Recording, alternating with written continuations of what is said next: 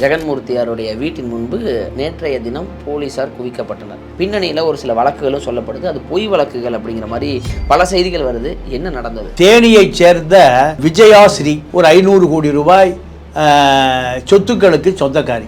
இந்த பெண் இன்ஸ்டாகிராமில் தனுஷ் என்ற இளைஞனை திருவளன்காடு பக்கத்தில் களம்பாக்கம் அங்கே இருக்கக்கூடிய ஒரு முக்குளத்தூர் சமுதாயத்தை சேர்ந்த தனுஷ். அப்போ இப்போ இவங்க விஷயத்தில் அதான் வந்து பதிவு திருமணம் செஞ்சுக்கிறாங்க. ஆமாம். எந்த வகையில் ஜெகன்மூர்த்தி அவர்களை வந்து இன்வால்வ் பண்ணுறாங்க? எதற்காக அவரை நோக்கி காவல்துறை போகணும்? இந்த ஜோடியை பிரிக்கணும்னு முடிவு பண்ணுறாங்க. பெண்ணுடைய தாயார் மகேஸ்வரின்னு ஒரு அரசியல்வாதி அதிகாரிகளோடு தொடர்புடைய பெண்ணை தரகு மூலம் 50 லட்சம் ரூபா கொடுக்குறாங்க. எப்படியா இப்போ என் பொண்ணைய எங்கே கூட்டு வந்துரு, எங்க என் வீட்டுக்கு கூட்டு வந்துரு, பிரிச்சிரு, இந்த காதலை பிரிச்சிரு. இந்த மகேஸ்வரி தான் என்ன பண்ணுது, நேரடியா ஏடிஜிபி ஆயுதப்படை ஜெயராம், அவரு நாயுடு சமூகத்தை சேர்ந்தவர், அந்த பொண்ணுடைய சமூகத்தை சேர்ந்தவர். இப்போ அவர் பேர்ல எப்பயில வரல, அவர்கிட்ட உதவி கேட்டு போகுது. இந்த அம்மா ஒரு 5 பேரை அனுப்புறாரு. யாரு? ஜெகன்மூர்த்தி. இந்த இளைஞர்கள் இந்த போலீஸ் ஜீப்ல போறான். யார் வீட்டுக்கு? தனுசு வீட்டுக்கு. தனுசு வீட்டுக்கு போய் எங்கடா தனுசு அவங்க அம்மாட்டையும் தம்பிகிட்டையும் கேட்குறான். செந்தில்குமார்னு எஸ்ஐ தான் ஓட்டிட்டு போறாரு. உங்க அண்ணனை கொண்டு கொடுத்துட்டு தம்பியை கூட்டிட்டு போனேன். இப்போ வீடியோ போட்டு அழுகுது அந்த அம்மா. விரட்டப்பட்டு உன் பையன் உயிரோடு இருக்க மாட்டான், எங்களோட மோதிடுவியா?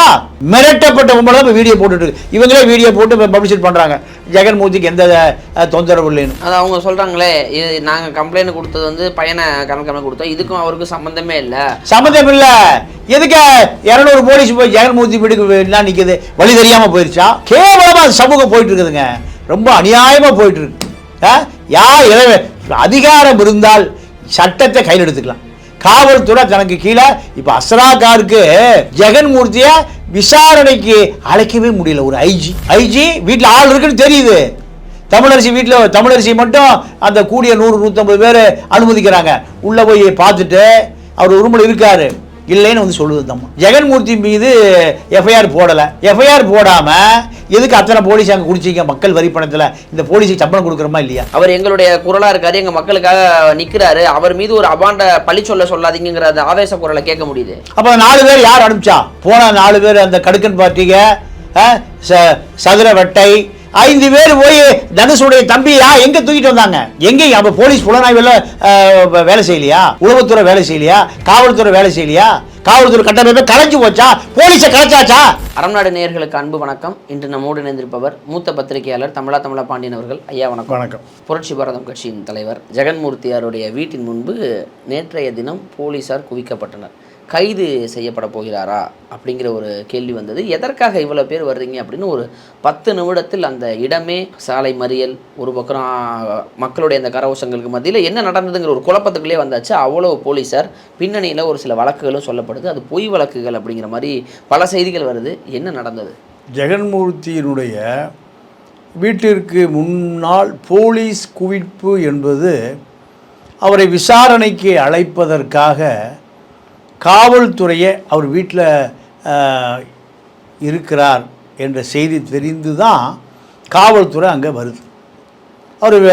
அவர் வருவதற்கு முன்பு அவருடைய ஆதரவாளர்கள் ஒரு 100க்கும் மேற்பட்டவர் கூடிவிட்டார்கள். அப்போ 100க்கும் மேற்பட்டவர்கள் கூடிவிட்ட பிறகு காவல்துறை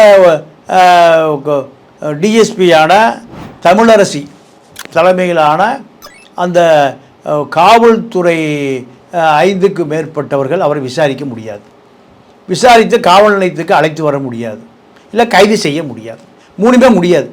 அப்போது அதிகமான காவல்துறை அங்கு குவிக்கப்பட்டது. எப்போவுமே சட்ட ஒழுங்கு பிரச்சனை ஏற்படுகிற பொழுது எல்லாருக்கும் 500-1000 ஆதரவாளர் இருக்கான் தமிழ்நாடு முழுக்க. யாரை தொட்டாலும், அரசியல்வாதியை தொட்டாலும் 500 பேர் வருவான், குற்றவாளிகளை தொட்டாலும் ஒரு 500 பேர் வருவான், குட்டி கட்சிகள் தலைவரை தொட்டாலும் 500. இந்த 500 பேர் என்பது தமிழ்நாட்டில் மிக சாதாரணம். ஒரு சாதாரண ஒரு நபரை தொட்டால் 500 பேர் கூடுவான். ஆனால் சாத்தாக்குளத்தில் பென்னிஷன் ஜெயராஜியா அடிச்சு கொண்டு 5 பேர் கூட கூட மாட்டான். இதுதான் தமிழ்நாட்டு அரசியல். மானங்கட்ட அரசியல். ஏன்னா அவன் அப்பாவி. அவனுக்கு இந்த 100கணக்கான வேற திரட்டி அரசியல் பண்ண வேண்டிய தேவையில்லாதவன் அப்பா மகன் 2 பேரும் செத்தே போயிடறான். ஆனால் நீங்கள் இந்த அரசியல்வாதிகளை தொடவே முடியாது. இது என்ன நடந்ததுன்னா, தேனியைச் சேர்ந்த விஜயாஸ்ரீ ஒரு 500 கோடி ரூபாய் சொத்துக்களுக்கு சொந்தக்காரி. தேனி நாயுடு சமூகம். இந்த பெண் இன்ஸ்டாகிராமில் தனுஷ் என்ற இளைஞனை, அந்த தனுஷ் என்ற இளைஞனை எங்கே இருக்கான்னா, நீங்கள் திருவளன்காடு பக்கத்தில் களம்பாக்கம் அங்கே இருக்கக்கூடிய ஒரு முக்குளத்தூர் சமுதாயத்தைச் சேர்ந்த தனுஷ் 2 பேரும் இன்ஸ்டாகிராமில் லவ்வுகிறார்கள். இது காதல் அல்ல, காமந்தான். காமம் வேறு, காதல் வேறு. காதலெல்லாம் நீங்கள் 50 வருஷம் முந்தி போச்சு. இப்போ அந்த காலத்தில் பாட்டு இருக்கும், பட்டிக்காட்டு காதலுக்கு கெட்டியான உருவமப்பா, பட்டிக்காட்டு காதலுக்கு கெட்டியான உருவமப்பா. புருஷன் எங்கே போவானா அங்கே ட்ரங்கு பிடி தூக்கிட்டு பொண்டாடி பின்னாடியே போயிடுவான். இதுதான் காதல். சுடுகாடு போகிற வரை அவளை எங்கே வருவான், சுடுகாடு வரை வருவான். சந்திரபாபு பாட்டு தான். சேர்ந்து போகிற யாரும் சேர்ந்து வாழ்வதில்லை, சேர்ந்து வாழ்கிற யாரும் சுடுகாட்டுக்கு சேர்ந்து போவதில்லை. இது சந்திரபாபு பாட்டு. இன்றைக்கி காதல் திருமணம் தான் செய்கிறாரு ஜெயம் ரவி. அன்பான மனைவி, 2 குழந்தைங்க. இந்த காதலை விட்டுட்டு எங்கே போயிட்டார், காமத்துக்கு போயிட்டார், காம விளையாட்டுக்கு போயிட்டார். எங்கே போகிறாரு, கோவா போகிறாரு. கோவாவில் ஒரு பாரில் ஒரு பாடகி, பார் பாடகி, பாப் பாடகி, பாப்புல பப்புல, பப்புனா என்ன, சாராய பப்பு தான் பப்பு. பப்புல பாரில் குடிச்சிட்டு பாப் பாடலை பாடுகிற ஒரு பாடகி. அதை லவ்விட்டு போயிட்டார். எது காதல், எது காமம்? ஆர்த்தி குழந்தை குட்டி இருக்கிறது காதலா, இல்லை அது காமமா? இல்லை கெனிஷா பிரான்சிஸை காதலா, காமமா? அப்போ இந்த விஜயாஸ்ரீ தனுஷோட ஓடி வந்துடுது. ஓடி வந்த பிறகு அதிகபட்சம் எவ்வளோ நாளைக்கு இருக்குது, 6 மாதம் இருக்குது, 3 மாதம் இருக்குது. அப்போ திருப்பி ஓடி போயிடும். ஏன்னா இன்றைக்கி சமூகம் ஸ்டேட்டஸை பொறுத்து தான் கல்யாணமே ஆகுது. 1000 கோடிக்கு 1000 கோடிக்கு, 500 கோடிக்கு 500 கோடிக்கு, 100 கோடிக்கு 100 கோடிக்கு தான். எனக்கு ஒரு நண்பர், ஒரு பெரிய தொழிலதிபர் நண்பர், ஒரு 1000 கோடியெல்லாம் வைத்திருக்கக்கூடிய ஒரு தொழிலதிபர் நண்பர். அப்போது அவர் பொண்ணை ஒரு செருப்பு 5000 ரூபா 6000 ரூபாய்க்கு வாங்க போடாது, மூளையில் போட்டுரும். அப்போ அவர் அந்த பொண்ணுக்கு மாப்பிள்ளை பார்த்தார். மாப்பிள்ளை பார்க்கும்போது சொன்னார், 5000 ரூபாய்க்கு என் மகன் செருப்பு வாங்கி போட மாட்டேன், தூக்கி வீசிடுவான். புருஷன் வீட்டுக்கு வந்தவர் 5000 ரூபாய்க்கு செருப்பு வாங்கி அதை போடலாம், என்ன பண்ணுவான், செருப்பாலேயே போடுவான். அது பழைய செருப்பு ஆக வரையும் அடிப்பான் அந்த பிள்ளைய. அப்போ அதுக்கு தகுந்த மாதிரி குடும்பத்தில் நான் பார்க்கணுன்னார். இப்படி வளர்ந்துச்சு அந்த புள்ள. அந்த புள்ள அப்படி வளர்ந்துச்சு. 2வது அந்த புள்ள ஒரு சேனல் ஆரம்பிக்கணும், எவ்வளோ செலவாகுன்னு என்கிட்ட கேட்டுது. அம்மா ஒரு 50 கோடி இருந்தால் 300 கோடி ஆனாலும் பாருங்க சேனல் ஆரம்பிக்கணும்னு. ஒரு தொழிலதிபருடைய மக ஆச்சரியப்பட்டு போனேன். நம்ம புள்ள 300 ரூபாய்க்கு மேலே யோசிக்கிறதுக்கு தெரியாது, 3000 ரூபாய்க்கு மேலே யோசிக்க தெரியாது. அந்த தொழிலதிபருடைய மகள் எவ்வளவு, 300 கோடியாக பட்ஜெட் ஆங்கிள் ஒரு சேனல் ஆரம்பிக்கிறது, ஒரு தொழிலதிபருடைய மகள். அப்போ அந்த பெண்ணு போய் எங்கே இருக்கும், திருவளங்காட்டில் களம்பாக்கத்தில் தனுஷ் வீட்டில் குடும்பம் நடத்துமா? நடத்தாது. எத்தனை காலம் நடத்தும்? ஐஸ்வர்யாவும் ஒரிஜினல் தனுஷுமே குடும்பம் நடத்தலையே. ரஜினிகிட்ட ஒரு 10,000 கோடி இருக்குது, தனுஷிட்ட எவ்வளோ தயாரிப்பாளர் ஆட்டையை போட்டால் ஒரு சாதாரணமாக ஒரு 50 கோடி 100 கோடி வரும். அதே ஃபெயிலியர் ஆகி போச்சு. அப்போ இப்போ இவங்க விஷயத்தில் அதான் வந்து பதிவு திருமணம் செஞ்சுக்கிறாங்க. ஆமாம். எந்த வகையில் ஜெகன்மூர்த்தி அவர்களை வந்து இன்வால்வ் பண்ணுறாங்க, எதற்காக அவரை நோக்கி காவல்துறை போனேன்? நல்ல கேள்வி, ஆழமான கேள்வி. என்னென்னா, இந்த ஜோடியை பிரிக்கணும்னு முடிவு பண்ணுறாங்க. முடிவு பண்ணி பெண்ணுடைய தாயார் மகேஸ்வரின்னு ஒரு அரசியல்வாதி, அதிகாரிகளோடு தொடர்புடைய ஒரு பெண்ணை தரகு மூலம் 50 லட்ச ரூபா கொடுக்குறாங்க. எப்படியா இப்போ என் பொண்ணைய எங்கே கூப்பிட்டு வந்துரு, எங்கே என் வீட்டுக்கு கூப்பிட்டு வந்துரு, பிரிச்சிரு, இந்த காதலை பிரிச்சிரு. இந்த மகேஸ்வரி தான் என்ன பண்ணுது, நேரடியாக ஏடிஜிபி ஆயுதப்படை ஜெயராம், அவரும் நாயுடு சமூகத்தை சேர்ந்தவர், அந்த பொண்ணுடைய சமூகத்தை சேர்ந்தவர். இப்போ அவர் பேரில் எஃப்ஐஆரில் வரல, அவர்கிட்ட உதவி கேட்டு போகுது இந்த அம்மா. உதவி கேட்டு போன பிறகு அவர் தன்னுடைய சமூகம் தனக்கு ஏதோ ஒரு வகையில் பலன் பெறக்கூடிய வகையில் செந்தில்குமார்னு ஒரு எஸ்ஐயை போலீஸ் ஜீப்பை கொடுத்து அனுப்புகிறார். இந்த அம்மா இந்த போலீஸ் ஜீப்பை பேசி முடிச்சுட்டு, யார் இந்த மகேஸ்வரி, எந்த எம்எல்ஏட்ட போனாலும் ஒரு 50-100 குண்டர் எல்லாருமே வச்சுருப்பான். திமுக, அண்ணா திமுக, சட்ட ஒழுங்காக பயப்பட மாட்டான். கார் ஓட்டும் போதே இடிக்கிற மாதிரி தான் ஓட்டுவான். ஏன்னா எம்எல்ஏ டிரைவரில் யாரும் கேட்க முடியாது. எம்எல்ஏக்கு தெரிஞ்ச அத்தனை பேர் அந்த டிரைவருக்கு தெரியும். அப்போது ஒரு 5 பேரை அனுப்புகிறார். யார்? ஜெகன்மூர்த்தி. 5 பேர் எப்படி இருக்கான்? காதில் கடுக்க, மூக்கு குத்தி இருக்கான். மூக்கெல்லாம் குத்தலை, பேருக்கு சொல்கிறேன். இது எப்படி இப்போ முடி வெட்டியிருக்கான்னா சைடில் பூரா அரிச்சிடும், மேலே மட்டும் முடி இருக்கும். காது குத்திக்குவான், மூக்கு குத்திக்குவான், இன்னும் கொஞ்சம் நாள் ஆச்சுன்னா மூக்கு குத்திடுவான். அப்புறம் கொண்டை வச்சு பூவும் போட்டுக்குவான். இப்போ தான் குடுமி வச்சுருக்கான் பார்த்தீங்களா, பூ மட்டும்தான் வைக்கல. இது போன்ற 5 இளைஞர்கள் தடியாக இருப்பான். குளிச்சு ஒரு 6 மாதம் ஆன மாதிரி இருக்கும். அப்படி தாடி இருக்கும். இந்த இளைஞர்கள் இந்த போலீஸ் ஜீப்பில் போகிறான். யார் வீட்டுக்கு? தனுசு வீட்டுக்கு. தனுசு வீட்டுக்கு போய், எங்கடா தனுசு, அவங்க அம்மாட்டையும் தம்பிகிட்டையும் கேட்குறான். செந்தில்குமார்னு எஸ்ஐ தான் ஓட்டிகிட்டு போகிறார். அவன் எங்கே போனான்னு தெரியல. சரி, அது வரைக்கும் உன் தம்பி எங்கிட்ட இருக்கட்டும், உங்கள் அண்ணனை கொண்டு கொடுத்துட்டு தம்பியை கூட்டிகிட்டு போனேன். இப்போ வீடியோ போட்டு அழுகுது அந்த அம்மா. விரட்டப்பட்டு உன் பையன் உயிரோடு இருக்க மாட்டான், எங்களோட மோதிடுவியா, இப்படி மிரட்டப்பட்ட உங்களை தான் வீடியோ போட்டுட்டு இவங்களே வீடியோ போட்டு பப்ளிசிட் பண்ணுறாங்க. ஜெகன்மூர்த்திக்கு எந்த தொந்தரவு இல்லைன்னு. அது அவங்க சொல்கிறாங்களே, இது நாங்கள் கம்ப்ளைண்ட் கொடுத்தது வந்து பையனை கணக்காமல் கொடுத்தோம், இதுக்கும் அவருக்கும் சம்மந்தமே இல்லை. சம்மந்தம் இல்லை. எதுக்கு 200 போலீஸ் போய் ஜெகன்மூர்த்தி வீட்டுக்கு என்ன நிற்கிது? வழி தெரியாமல் போயிடுச்சா? இல்லை போலீஸை அனுப்பின அந்த டிசிக்கு தெரியாமல் 200 போலீஸ் போகாது. அவருக்கு விவரம் தெரியலையா? டிஎஸ்பியான தமிழ் அரசி அந்த அம்மாவுக்கு விவரம் தெரியலையா? எல்லாமே விவரம் தெரியாமல் வழி தெரியாமல் போயிட்டாங்க, முட்டிச்சந்துக்கு போயிட்டாங்களா? என்ன நடந்ததுன்னா, இந்த காதில் கடுக்கம் போட்டு, இந்த காலிஃப்ளவர் கட்டிங் வெட்டிய, மூக்குத்தி போடாத, குடுமி வைத்த இந்த இளைஞர்கள் எங்கே போய், கட்ட பஞ்சாயத்து இளைஞர் எங்கே போகிறான்? போய் யாரை? தனுஷுடைய தம்பியை தூக்குறான். தூக்கிய பிறகு இந்த வீடியோ போடுற அம்மா தான் போலீஸுக்கு போகுது. போலீஸுக்கு போய், என் மகனை கடத்திட்டு போயிட்டானுங்க, கழுத்தில் கட்சி வச்சுருக்கானுங்க, போலீஸ் ஜீப்பில் வந்து கடத்திட்டு போகிறான். ஒரு போலீஸ் ஜீப்பில் வர்றான். அது உண்மையான போலீஸ் ஜீப்பா பொய்யான போலீஸ் ஜீப்பா தெரியல. வந்த போகிறா போலீஸாக தெரியல. காதில் கடுக்க வச்சு என்ன கிராப், காலிஃப்ளவர் கிராப் வச்சுருக்கான். சந்தேகம் வந்துருச்சு. உண்மையாக போலீஸ் கட்டிக்கு போய் போலீஸுக்கு விட்டுருப்பாங்க. போன பூரா யார்? மூக்குத்தி குத்தாமல், கடுக்கம் போடாமல், குடுமி வச்சு பயிலுவோம். போன பிறகு சட்டம் ஒழுங்கை யாரும் பயப்படுறதில்லை, ஜனநாயகத்துக்கு பயப்படுறதில்லை, காவல்துறைக்கு பயப்படுறதில்லை. எதுக்கு பயப்படுறதில்லை? போட்டு தள்ளிட்டியா, நான் பெயில் போட்டுக்கிறப்போ இப்படியெல்லாம் ஒரு சமூகம் ஆயிடுச்சு. அவனை போட்டு தள்ளியா, 50 லட்சம் எனக்கு ரேட்டு, கேஸை நான் பார்த்துக்கிறேன். இப்படி ஒவ்வொரு அக்யூஸ்டுகளுக்கும் 20 murder case, 13 murder case, 10 murder case.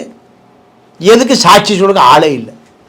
ஏன்னா இந்த சாட்சி சொல்லுகிற நல்லவரை பாதுகாக்கக்கூடிய எந்த சமூக அமைப்பு இல்லை. எந்த கேவலமாக சமூகம் போயிட்டு இருக்குதுங்க, ரொம்ப அநியாயமாக போயிட்டு இருக்கு. அதிகாரம் இருந்தால் சட்டத்தை கையில் எடுத்துக்கலாம். காவல்துறை தனக்கு கீழே இப்போ அஸ்ராகாருக்கு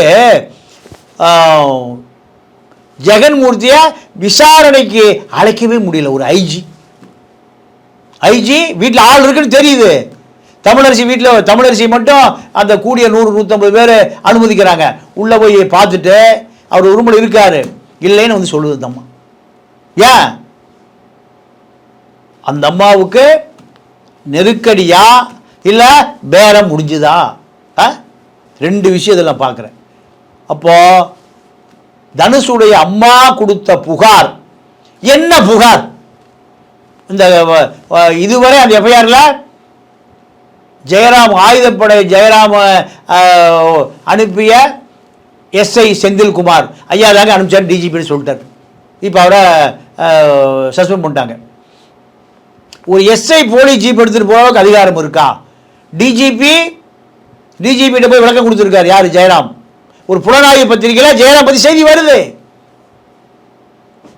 அப்போ அவரை காப்பாற்றுவதற்காக யார் நீங்கள் டிஜியே பேசுகிறார். டிஜிபியே யார்கிட்ட? ஐஜி அசராக்கார்கிட்ட பேசுகிறார். அசராக்கார் சொல்லிடுறாரு என்ன எங்க தூக்கி அடிக்கியா. இப்போ நார்த் ஜோன் ஐஜி தூக்கப்படுகிறார். நார்த் ஜோன் ஐஜி அசராக்காருக்கு எதில் யார் பெரிய ஆள்? நான் சொல்லி கேட்க மாட்டேயா? உன்னை தூக்குறோம். அவர் என்ன தூக்குனாலும் சரி, எங்கேயோ மலையில் போட்டாலும் சரி, நான் என்னுடைய கடமையை செய்வேன். இப்போ அசராக்காருக்கு இருந்ததுனால தான் ஜெகன்மூர்த்தி வீட்டுக்கு முன்னாடி அத்தனை காவல்துறை குவிக்கப்பட்டு அவரை கைது செய்வதற்கான முயற்சி நடந்தது. இதை அரசு தடுத்துருச்சு. டிஜிபி தடுத்துட்டார், ஜெயராம் தடுத்துட்டார். இதற்கு பிறகு நான் கேட்குற ஒரே கேள்வி தாங்க, ஜெகன்மூர்த்தி மீது எஃப்ஐஆர் போடலை. எஃப்ஐஆர் போடாமல் எதுக்கு அத்தனை போலீஸ் அங்கே குடிச்சிங்க? மக்கள் வரி பணத்தில் இந்த போலீஸுக்கு சம்பளம் கொடுக்குறோமா இல்லையா? அவருக்கு பாதுகாப்பா? அதை தான் அவங்களும் கேட்குறாங்க. இப்போ உங்க ஜெகன்மூர்த்தி அவர்களுடைய ஆதரவாளர்கள் என்ன கேட்குறாங்க, விசாரணைக்கு தானே வரீங்க, எதுக்கு இவ்வளோ போலீஸை கூட்டு வரீங்க? 4 போலீஸை கூட்டுவாங்க, விசாரிச்சுட்டு போங்க, இல்லை ஒருத்தர் 2 பேர் போங்க. எதுக்காக இவ்வளோ பேரை கூட்டிட்டு வரீங்க? சம்பந்தம் இல்லாமல் எதற்காக? அரசியல் ஆதாயத்திற்காகவோ அல்லது அரசியல் பழிவாங்கும் நடவடிக்கையை அதை எடுக்கிறீங்களா? எதன் அடிப்படையில் எங்கள் தலைவரை சேர்த்தீங்க? அவர் எங்களுடைய குரலாக இருக்காரு, எங்கள் மக்களுக்காக நிற்கிறாரு, அவர் மீது ஒரு அபாண்ட பழி சொல்லாதீங்கிற அந்த ஆவேச குரலை கேட்க முடியுது. அப்போ 4 பேர் யார் அனுப்பிச்சா?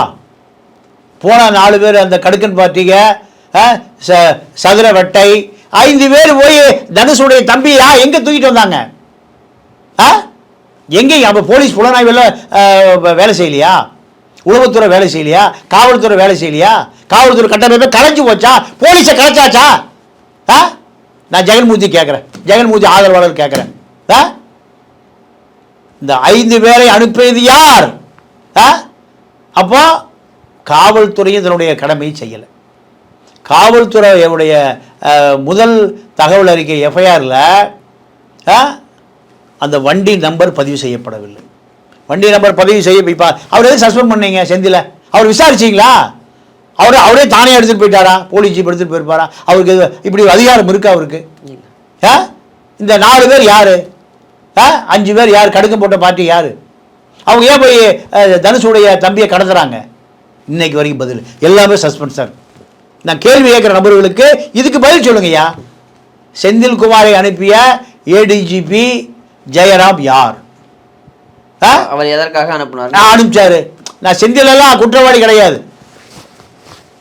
எய்தவன் இருக்கா அம்பை நோபதேன். அப்போ இதையே எஃப்ஐஆர் காமிக்கப்படலை. இந்த 4 பேரை 5 பேர் யாரு? 5 பேரை அனுப்பியது யார்? அப்போ ஐஜி அசராக்காருக்கு நார்த் அதாவது வடக்கு மண்டல ஐஜி சிபிஐயில் வேலை பார்த்தவர் டெல்லியில் நேர்மையான அதிகாரி. ஒருத்தர் ஐஜியாக வர்றதுக்கு எத்தனை ஆண்டு காலம் எத்தனை வழக்கை பார்த்துருக்கணும். நேரடியாக காவல்துறைக்கு கட்டளை இட்டார். எங்கே அவர் போய் விசாரித்து கூட்டிகிட்டு வா, அங்கெல்லாம் விசாரிக்க முடியாது, ஸ்டேஷன் கூட்டிகிட்டு வா. காவல்துறைக்கு அதிகாரம் இருக்கா இல்லையா? அப்போ இதெல்லாம் சீனில் காண்பிக்கப்படவே இல்லை. நம்ம நாட்டில் எப்பவுமே நியூஸ் தான் இருக்கும், அதுக்கு பின்னாடி ஒரு வியூஸ் இருக்கும். அரசியல்வாதி இருப்பான், அதிகாரி இருப்பான், தொழிலதிபர் இருப்பான், அதெல்லாம் வெளியே காமிக்க மாட்டாங்க. மேலே நீங்கள் கூப்பிட்டு பேசிட்டீங்கன்னா அதை நான் பார்த்துக்கிறேன் போங்க. இப்படி தான் சட்டம் இருக்குது. ஏப்ப சாப்ப ஜெயராஜ் பென்னிஸ் தான் அடிச்சே கொள்ளுவீங்க. கேட்க நாதி இருக்கு, அவனுக்கு சாதியும் இல்லை நாதியும் இல்லை. இப்போ இந்த நேரத்தில் அந்த பாதிக்கப்பட்ட ஒரு பையனுடைய அம்மாவே வந்து வீடியோ சொல்கிறாங்க, நாங்கள் அவரை சொல்லவே இல்லைங்க, அண்ணன் நான் வந்து பேர் பயன்படுத்தவே இல்லையே, எதுக்காக போலீஸ் இப்படி பண்ணுறாங்கன்னு தெரில, இந்த இதில் எதுக்கு அவரை சேர்க்குறாங்கன்னு தெரிலன்னு வீடியோ விட்டுருக்காங்களே. இல்லைங்க, இதில் யாராக இருந்தாலும் இதில் பெரிய ஊழல் நடந்திருக்கும், பெரிய அரசியல் இருக்கும். அவர் இல்லாட்டியும் இல்லை நடந்திருக்கும். ஆனால் அஸ்ரா கார்க் என்கின்ற நேர்மையான அதிகாரி அவர் அரசியல் பண்ண வேண்டிய தேவையில்லை. அவர் தூக்கி நீங்கள் மிசோராமுக்கு அடித்தாலும் வேலை வைப்பார், நீங்கள் இந்த பக்கம் பாட்டியாலா பஞ்சாபுக்கு அடித்தாலும் வேலை வைப்பார், வாகா எல்லைக்கு போச்சனாலும் வேலை வைப்பார். யார்? அஸ்ரா கார்க்கு சகாயம். 2 பேர் தான் நம்பிக்கையான நபர்களே தவிர இதில் இருக்கிற யாரும் நம்பிக்கையான நபர்கள் இல்லை. இதில் இருக்கிற யாருமே 100% அசலாக்கார் செய்தது 100% சரி. அசலாக்கார் எதை செய்தாலும் சரி, சகாயம் எதை செய்தாலும் சரி, இதன் அடிப்படையில் பார்க்கணும். இப்போ இப்படி அதிகாரிகள்லாம் இல்லை, இல்லை. இறையன்பு இல்லை. இறையன்பு மேலே வேலை பார்க்குறேன், வேண்டாம் வேலையை ஆள விடுங்க. டேவிட்சன் ஆசீர்வாதம், ஈஸ்வரமூர்த்தி, இப்படி நல்ல அதிகாரிகளாக இருக்காங்க. ஆனால் இந்த அதிகாரிகள் எல்லாம் வேலையே பார்க்க முடியல. சகாயா இந்த வேலையே வேண்டான்னு போயிட்டார். யார் அந்த சார்? ரவி ராகவேந்திரா, ஒரு ஏசி, வேலையை விட்டே போயிட்டார். ஏன்? 3 பொம்பளை அதிகாரிகள் எனக்கு இதை விசாரிக்காத. முதல் குற்றவாளி ஞானசேகர, கடைசி குற்றவாளியும் ஞானசேகர் தான். இப்படியே கொண்டு கோர்ட்டு பேப்பரை கொடு, அப்படியே ஜெயிலுக்கு போட்டோம். மீது யாரையும் தொடக்கூடாது. போமா, இந்த வேலையை என்னால் பார்க்க முடியாது. ஒரு ஏசியாவதற்கு அந்த எவ்வளோ கஷ்டப்பட்டிருப்பார், எவ்வளோ படிச்சிருப்பார், எவ்வளோ நாள் மனப்பாடம் பண்ணியிருப்பார், எத்தனை போராட்டம், எவ்வளோ ஏழை குடும்பம், அப்பா அம்மா காப்பாற்றணும், பொண்டாட்டி உள்ளே காப்பாற்றணும், குடும்பம் இதெல்லாம் தூக்கி வீசிட்டு போகிறாருன்னா எவ்வளோ மன அழுத்தம் கொடுத்துருப்பான். இந்த 3 பெண் போலீஸ் அதிகாரிகளும் அதற்கு மேலே உள்ள அரசியல் மையங்களும். ஏன் அமுதா ஐஏஎஸ் வேலையே பார்க்க முடியலையே? அந்த அம்மா ஹோமில் இருந்து தூக்கிட்டு எங்கே வந்துருச்சு? ரெவன்யூக்கு வந்து உட்காந்துருக்கு. அங்கேயும் சுடுகாட்டை பூரா பட்டா போடணும், அது வேறு விஷயம். இப்போ நேற்றைய தினத்தில் ஐயா இந்த புறம் திருமாவளவன் அவர்கள் பேரணி நடத்துகிறார். ஒருவேளை அந்த செய்தியும் அந்த தாக்கமும் எதிரொலிக்கக்கூடாது என்பதற்காக அதே நேரத்தில் இங்கு ஜெகன்மூர்த்தியார் அவருடைய இல்லத்தில் போலீஸ் குவிக்கப்பட்டது அப்படியும் ஒரு செய்தி போகிறதே வாய்ப்பு. அது இல்லை, அதெல்லாம் மனநோயாளிகள் பரப்புகிற விஷயம். அவர் ஒரு பெரிய கட்சியினுடைய தலைவர், அவர் ஒரு பெரிய பேரணி நடத்துகிறாரு மத வாதிகளுக்கு எதிராக. இதெல்லாம் அது நிறைய மனநோயாளிகள் வந்துட்டான் ஊடகத்தில், எல்லா அக்டிஸ்ட்டு ஊரா மீடியாக்கள் வந்துட்டான். பெரும் குற்றவாளி எனக்கு தெரிஞ்சுங்க. 100 சமூக வலைதளம் அதிமுக கட்டுப்பாட்டில் காசு வாங்கிட்டு அவன் சொல்றதெல்லாம் இது எதுக்கு சமூக வலைதளமா? வேறு தொழிலுக்கு எதாவது போயிடலாம். திமுக பக்கம் ஒரு 100 சமூக வலைதளம் அவன்கிட்ட மாதம் 1 லட்சம் ரூபா வாங்கிட்டு ஐடிவிங்களை வாங்கிட்டு இவனுக்கு 2 பேர் தான் தமிழ்நாட்டினுடைய அரசியலை தூக்கி நிறுத்துகிறான். 200 அக்கிஸ்டுங்க. இது போன்ற ஆட்கள் பரப்புகிற செய்தி. இது மாநாடு அவர் தலித் என்பது மதவாதிகளுக்கு எதிரான சக்தியை நான் உண்ணு திரட்டன்னு அவர் வச்சுருக்கார். இதில் 50 லட்ச ரூபா விளையாண்டுருக்கு. 50 லட்ச ரூபாய் யார் செலவு பண்ணியிருக்கா? மகேஸ்வரி தான் ஜெயராம் ஏடிஜிபியை தொடர்பு கொண்டு இந்த தனுஷனுடைய தம்பி கடத்தலுக்கு. அதே போல் இந்த பக்கம் இதே மகேஸ்வரி தான் யாரை ஒருங்கிணைச்சிருக்கார்? ஜெகன்மூர்த்தியும் ஒருங்கிணைச்சிருக்கார், ஜெயராமையும் ஒருங்கிணைச்சிருக்கிறார். 2 பேரையும் ஒரே நேர்கோட்டில் கொண்டு வந்து ஜெயசரி தான். இதை பற்றி யாராவது பேசுகிறானா? ஏதாவது இதை பற்றி ஒரு விமர்சனம் இருக்கா? ஒன்றுமே இல்லை. ஆனால் திருமாவளவன் மாநாட்டை சீர்குலைப்பதற்கு ஜெகன்மூர்த்தியை போலீஸு அனுப்பிட்டான். இவ்வளவு மூளையே இல்லாத பயலுக்கு சொல்கிறது. முழங்காலுக்கு மொட்டை தலைக்கு முடிச்சு போடுறது, மோடிக்கும் அண்ணாமலைக்கும் முடிச்சு போடுறது. அண்ணாமலை எங்கே தெருவில் கிடக்கிறாரு, மோடி எங்கே இருக்கார்? உலக தலைவரோட ட்ரம்ப்போட அமெரிக்க வெள்ளை மாளிகையில் டீ குடிச்சிட்டு இருக்கார். இது மாதிரி மனநோயாளிகள் பரப்புகிற செய்தியெல்லாம் கேட்காதீங்க என்கிட்ட. இப்போ இந்த நேரத்தில் ஜெகன்மூர்த்தி அப்படிங்கிற அந்த ஒரு பெயர் இப்போ அந்த அளவுக்கு ஒரு ஆளுமையாக அவங்க அண்ணன் அவர்கள் வழியில் வந்திருந்தாலும் அந்த அளவுக்கு ஆளுமைகளாக எப்படி வந்தார், அவருடைய பின்னணி குறித்து இல்லைங்க. தமிழ்நாட்டை பொறுத்த வரைக்கும் ஒரு எம்எல்ஏ கேண்டிடேட்னா ஒரு 500 பேர் கூட இருப்பான். எவ்வளவு? இப்போ ஜெகன்மூர்த்தியை ஏடிஎம்கே கூட்டணியில் ஜெயிக்க முடியாது. சுயேட்சை ஜெயிச்சு வந்தாருன்னா அவருடைய ஆளுமை. அதிமுக கூட்டணியில் ஒரு சீட்டு வாங்கி ஜெயிக்கிறார், அவ்வளோதான். இது என்ன பெரிய ஆளுமையாக சொல்ல முடியும்? திருமாவளவன் நீங்கள் தமிழ்நாட்டினுடைய வடபகுதியில் ஒரு 3% வாக்கை தக்க வச்சுருக்கார். சேரி பூரா என்ன கொடி பறக்குது? சிறுத்தை கொடி பறக்குது. அப்போ அதுக்காக அவர் ஒரு 1/4 நூற்றாண்டு காலம் உழைத்திருக்கிறார். கேவி குப்பம் என்பது அதிமுகவினுடைய கோட்டை. அதிமுக கோட்டையில் ரெட்டை இலை சின்னத்தில் நின்று ஜெயிக்கிறார், அவ்வளோதான். இது தமிழ்நாட்டுக்கு 234 எம்எல்ஏக்களுக்கும் இது போன்ற ஒரு வசதி இருக்குது. ஆனால் வளர்ந்த இடம் பூவை மூர்த்தியாரிடம் தானே இவர் வந்தார். அப்புறம் அண்ணன் தம்பி 2 பேரும் தான், வேற என்ன? அது சார், அதாவது நான் தான் சொல்லிட்டேன், யார் அரசியல் கட்சி ஆரம்பித்தாலும் அவங்க பின்னாடி ஒரு 500 பேரை திரட்ட முடியும். எந்த கட்சி ஆரம்பித்தாலும் இது தமிழ்நாட்டினுடைய சாபக்கேடு, தமிழ்நாட்டினுடைய சாபக்கேடு. அவ்வளோதான். 500 பேர் வச்சுட்டு அகிலத்தையெல்லாம் ஆள முடியாது. நான் இறந்து போன பூவை மூர்த்தி பற்றி நான் சொல்ல விரும்பலை. அவர் ஒரு அதிமுக கூட்டணியில் இருந்தார். அதிமுக கூட்டணியில் இருந்தார். கொஞ்சம் ஆட்கள், கொஞ்சம் ஆதரவு. சங்கராச்சாரியாருடைய சக்தி என்னன்னே அவருக்கு தெரியல. அப்போ என்ன அவருக்கு அரசியல் தெரிஞ்சிருக்கும்? இருக்கிற 500 பேர் சங்கராச்சாரியை போய் அரசியல் பண்ணிட முடியுமா? அப்போது இந்த சங்கர மடத்தை எதிர்க்கக்கூடிய துணிவே இல்லாத நிலையில் தான் இந்த அரசியல் இருக்குது, தலித் அரசியல் இருக்குது. அதனால் இந்த அரசியல் என்பது எந்த உள்நோக்கமும் இல்லை.